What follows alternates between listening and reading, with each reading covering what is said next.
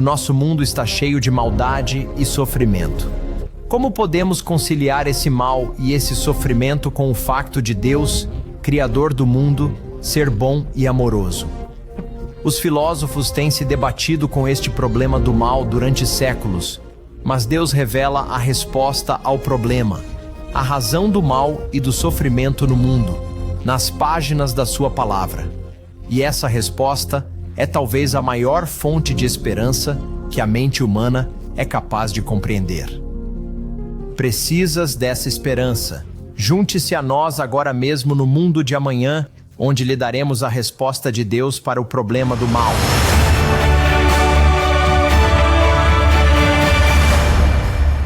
Saudações e bem-vindos ao Mundo de Amanhã, onde damos sentido ao vosso mundo através das páginas da Bíblia. E o tema de hoje é um tema que muitos têm dificuldade em compreender. Por que é que o mundo está tão cheio de maldade e sofrimento, se Deus é bom e amoroso? Nos círculos filosóficos, o tema que estamos a abordar hoje chama-se o problema do mal. Tem sido dito de muitas maneiras, mas poderíamos resumi-lo assim: Deus é suposto ser todo-poderoso e bom, mas o mal existe claramente no mundo, resultando em muita dor, miséria e agonia. Ou Deus é demasiado fraco para fazer algo a esse respeito, ou então não se importa. Em qualquer dos casos, um Deus fraco ou um Deus que não se importa implica que, na realidade, não existe Deus de todo. Por isso, a existência do mal e do sofrimento prova supostamente que Deus não existe. Em suma, argumenta-se que um Deus todo-poderoso e todo-bom simplesmente não pode existir, porque há tanto mal no mundo sobre o qual ele não faz nada. E se pesquisarmos no YouTube e em fóruns de discussão inúteis na internet, veremos o problema do mal a ser discutido como se, de alguma forma, tivesse feito com que Deus fosse condenado. No entanto, como suposta prova de que Deus não existe, há muito que é reconhecido por muitos que o problema do mal não é suficiente. Muitas respostas foram dadas, incluindo o facto de que, para excluir verdadeiramente a existência de Deus, seria necessário provar que é impossível que Deus tenha uma boa causa para permitir a existência do mal.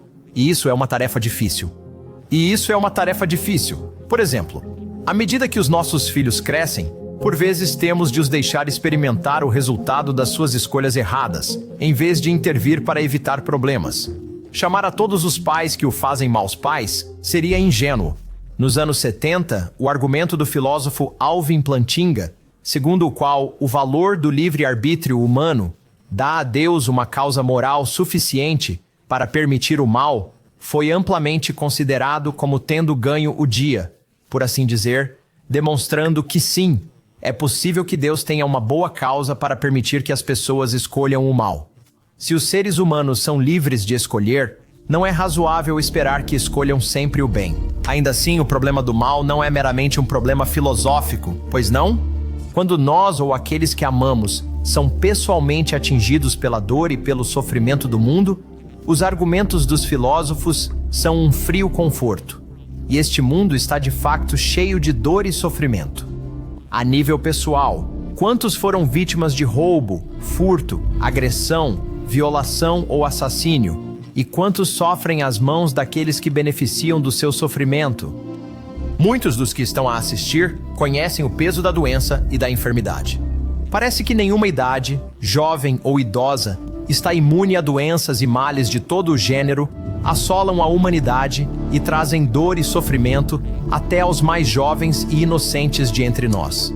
Numa escala maior, quantas vidas foram devastadas pelos flagelos do assassínio em massa, da escravatura, do genocídio e da guerra? Os seres humanos são chocantemente criativos na sua capacidade de gerar sofrimento entre os seus semelhantes. E para além do mundo da crueldade do homem para com o homem, há terremotos, inundações, secas e fomes, furacões e tufões, peste, pestilência e parasitas. A natureza parece querer lembrar-nos uma e outra vez que não estamos no controle e que as nossas vidas são vividas à mercê de forças impiedosas muito maiores do que nós. Quer estejamos sentados entre os nossos pertences, queimados nas ruínas fumegantes, a que um dia chamamos casa, quer estejamos a segurar a mão de um filho ou filha num quarto de hospital, sofrendo de uma doença que não podemos curar, A questão do problema do mal e do sofrimento no mundo é muito real e muito pessoal. Por que é que o mal existe? E como é que o sofrimento se enquadra nos planos de um Deus supostamente misericordioso e amoroso? Precisamos de mais do que a certeza abstrata dos filósofos. Precisamos de respostas. E Deus dá-as. Quando compreendemos por que é que a humanidade existe e qual é verdadeiramente o objetivo da vida, então as nossas vidas, mesmo os nossos sofrimentos, tornam-se cheias de significado, esperança e, acreditem ou não, até uma alegria profunda e inabalável. E a melhor maneira de compreender o objetivo da vida humana é voltar ao seu início. Até ao início, no livro do Gênesis. E quando o fazemos, vemos que Deus não criou o mundo para ser um lugar de sofrimento. Os capítulos 1 e 2 do Gênesis descrevem o mundo que Deus criou como um paraíso e fala-nos da criação dos primeiros seres humanos, Adão e Eva. Em Gênesis capítulo 1 e versículo 26, é-nos dito: Então disse Deus, façamos o homem à nossa imagem, conforme a nossa semelhança.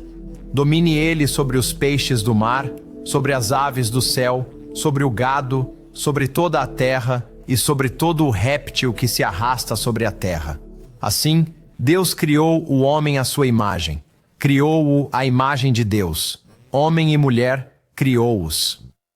Ao contrário de todos os animais que Deus criou, vemos que ele criou o homem como uma espécie de análogo de si mesmo, partilhando com ele a sua imagem e semelhança, com capacidade de raciocínio, julgamento e moralidade. E ao homem foi dado um nível de domínio sobre a criação, mais uma vez, retratando o que Deus possui, mas numa escala muito menor. A importância de sermos feitos à imagem de Deus é difícil de exagerar.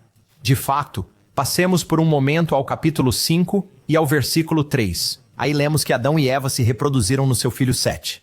E Adão viveu 130 anos e gerou um filho à sua semelhança, segundo a sua imagem, e pôs-lhe o nome de Sete.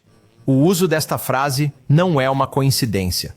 O quadro geral das Escrituras, sustentado desde o Gênesis até ao Apocalipse, é que Deus criou o homem como parte do processo de reprodução de si próprio e de crescimento da sua família divina, com a intenção de produzir inúmeros filhos. O recurso gratuito de hoje demonstrar-lhe-á esta verdade espantosa, sem qualquer sombra de dúvida. Deus pretende que o homem um dia partilhe da sua existência divina e gloriosa, governando e criando em todo o cosmos para sempre.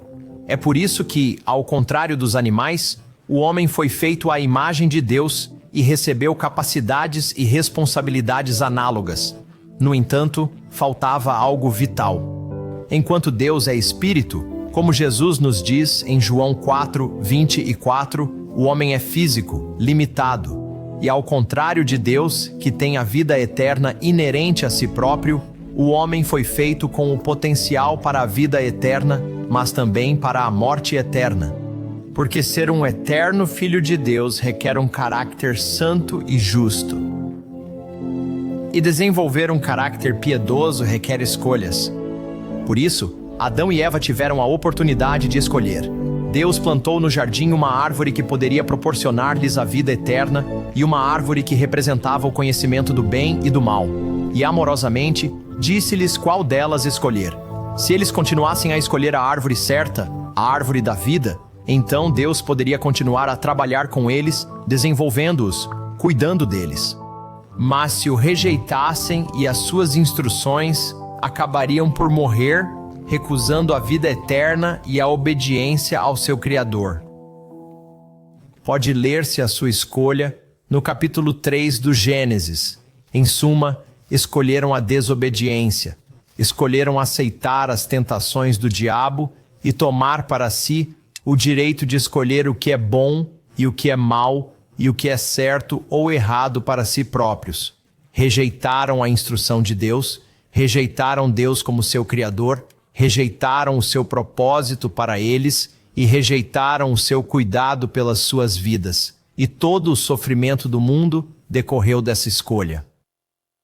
Mas é fácil sentar aqui e culpar Adão e Eva. O apóstolo Paulo deixa bem claro que cada um de nós, à sua maneira, repetiu o erro deles em nossas próprias vidas. Como ele escreve em Romanos e no capítulo 3, não há um justo, nenhum sequer, porque todos pecaram e estão destituídos da glória de Deus. Pense nisso e seja honesto consigo mesmo. Em algum momento da sua vida, houve uma coisa certa a fazer e escolheu a errada. Havia uma coisa amorosa a fazer e escolheu uma coisa egoísta? Houve alguma coisa que Deus nos tenha dito para fazer e que tenha escolhido não fazer? Ou alguma coisa que Deus nos tenha dito para não fazermos e tu tenhas feito na mesma? Cada um de nós, à sua maneira, ficou aquém do caráter de Deus e, portanto, aquém do nosso propósito de nos tornarmos seus filhos. E o mundo à nossa volta reflete esta condição. Pecamos e sofremos. Os que nos rodeiam sofrem. Os nossos filhos sofrem. Expulsamos Deus do mundo que Ele criou para nós e dizemos-lhe que o podemos gerir sem Ele. E esse mesmo mundo torna-se um lugar de sofrimento. No entanto, mesmo no meio de todo este mal, de todo este sofrimento, o objetivo de Deus permanece. Ele ainda está a trabalhar para criar uma família cheia de bilhões e bilhões de filhos de Deus glorificados que viverão com Ele para sempre em glória, majestade e poder. E os meios pelos quais Ele está a realizar isso não só resolvem o problema do mal, mas fornecem um profundo significado para o nosso sofrimento e uma esperança transformadora para além desse sofrimento, que você precisa de compreender. De facto, a Bíblia diz algo importante em Provérbios, capítulo 26 e versículo 2. Como o pardal que esvoaça, como a andorinha que voa, assim não pousará a maldição sem causa. A razão pela qual sofremos é o pecado, a desobediência a um Deus que nos ama demasiado para nos impedir de aprender, enquanto civilização, o que significa designarmos-nos a nós próprios como mestres do certo e do errado, em vez de aceitarmos a orientação de um Deus amoroso que planeia muito melhor para nós. Se examinarmos o sofrimento que experimentamos, todo ele, cada pedaço dele, vem da escolha da humanidade de desobedecer a Deus. Por vezes, sofremos por causa dos nossos próprios pecados. Vemos isso em muitos dos problemas que nos afligem, vícios, doenças sexualmente transmissíveis, alguns casos de pobreza e vidas desperdiçadas. Mas também sofremos quando somos afetados pelos pecados dos outros, tal como uma pedra atirada num lago perturba a água em todas as direções. As nossas sociedades sofrem a devastação de doenças que não existiriam se olhássemos para as leis de Deus como nossos guias em questões de saúde e olhássemos para o Deus do céu que tem o poder de curar e abençoar. E a criação sofre desastres, porque a humanidade se recusa a voltar-se para o Criador, aquele que pode controlar as forças da natureza que estão fora do nosso alcance. E por que é que Deus não estala simplesmente os dedos e faz com que tudo fique bem? Faz sentido quando consideramos o propósito das nossas vidas em primeiro lugar. Os seres humanos não são apenas animais de estimação para Deus, brinquedos divertidos para Ele cuidar e garantir que somos alimentados, regados e felizes o tempo todo. Ele procura transformar-nos em membros da sua família, filhos plenos e gloriosos da divina família de Deus. E, ao contrário dos animais de estimação, temos um papel a desempenhar nesse objetivo. Temos de aprender a pensar como Deus, a reagir como Deus e a escolher como Deus. Estamos aqui para desenvolver a mente e o caráter do próprio Deus, para crescermos, para o refletirmos por dentro, da mesma forma que Ele nos fez, para o refletirmos por fora a sua imagem e semelhança. Quando compreendemos isso, então o nosso sofrimento ganha significado, porque sabemos que o que aprendemos nesse sofrimento, a forma como reagimos ao mal no mundo e o caráter piedoso que desenvolvemos se tornam parte de uma recompensa eterna que ultrapassará de longe qualquer dor e angústia que venhamos a conhecer nesta vida. Quando compreendemos isso, o modo como crescemos nas provações contribui para esse futuro de glória. O apóstolo Paulo fala desse tempo vindouro e dessa existência vindoura em Romanos, capítulo 8, no versículo 18. Porque para mim tenho por certo que as aflições deste tempo presente não são para comparar com a glória que em nós há de ser revelada. Paulo está dizendo que comparar a luz do menor palito de fósforo com a luz do sol, ou um cisco de poeira com uma cadeia de montanhas, faria mais sentido do que comparar os sofrimentos dessa vida com a glória que Deus está construindo dentro daqueles com quem Ele está trabalhando para desenvolver seu próprio caráter justo e piedoso. Vamos continuar. Porque a ardente expectativa da criação aguarda ansiosamente a revelação dos filhos de Deus. Porque a criação foi sujeita à futilidade, não voluntariamente, mas por causa daquele que a sujeitou na esperança. Porque também a própria criação há de ser libertada da servidão da corrupção, para a liberdade da glória dos filhos de Deus. Deus pretende que toda a criação, todo o universo, seja entregue aos filhos glorificados de Deus. Você e eu, se nos arrependermos e nos comprometermos com Jesus Cristo para permitir que Deus, o Pai, se reproduza e reproduza o seu caráter em nós. Paulo escreve que toda a criação, toda a realidade criada está à espera da liberdade e da glória, que virá com a revelação dos filhos de Deus na volta de Cristo. Porque sabemos que toda a criação geme e está juntamente com as dores de parto até agora. Esta, meus amigos, é a resposta para o problema do mal e do sofrimento.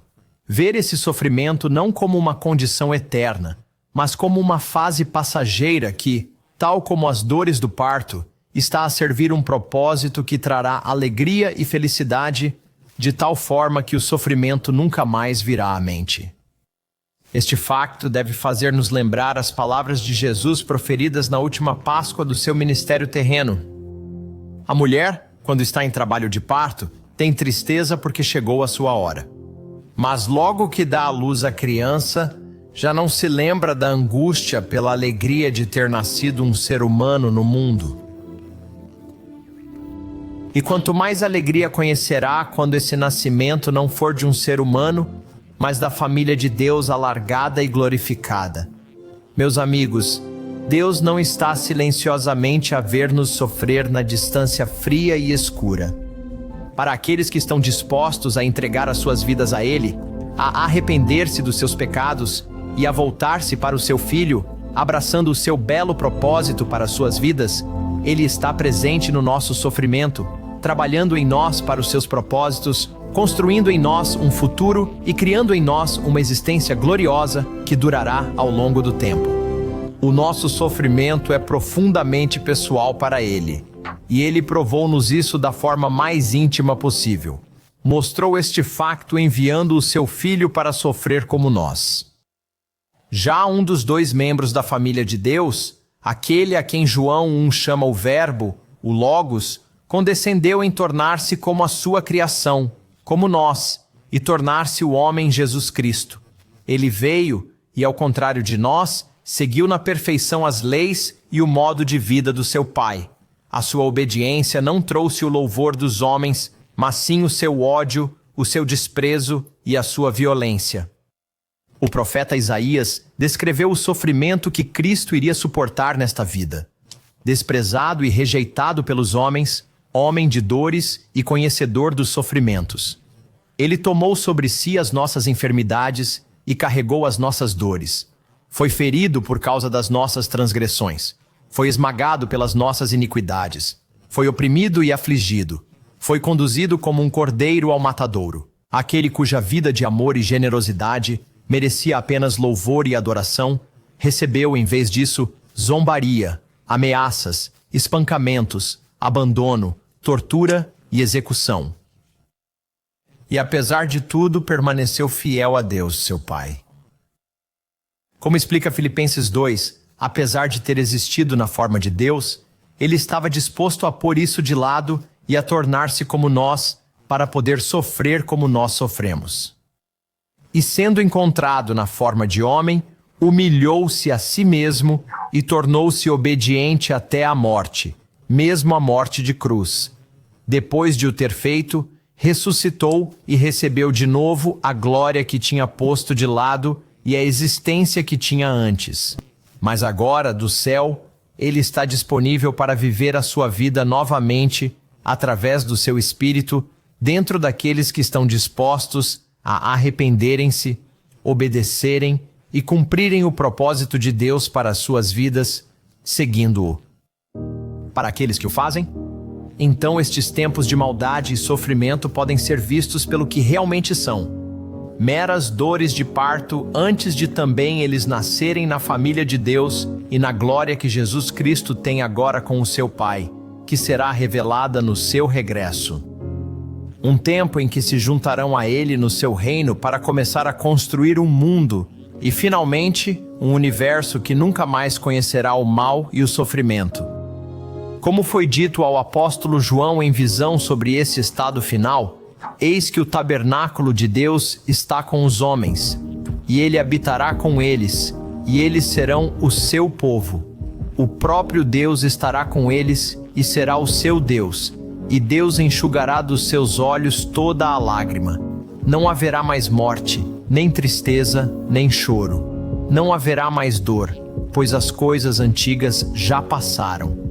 Que Deus envie o seu Filho em breve para resolver finalmente e de uma vez por todas o verdadeiro problema do mal. Muito obrigado por assistir. Se quiser saber mais sobre este tema, considere encomendar o nosso guia de estudo gratuito. O seu destino final pode obtê-lo indo a omundodeamanha.org. Se gostar do que temos aqui no Mundo de Amanhã, esperamos que considere a possibilidade de se inscrever. E se quiserem ser notificados quando sair mais, basta clicar no sino. Muito obrigado.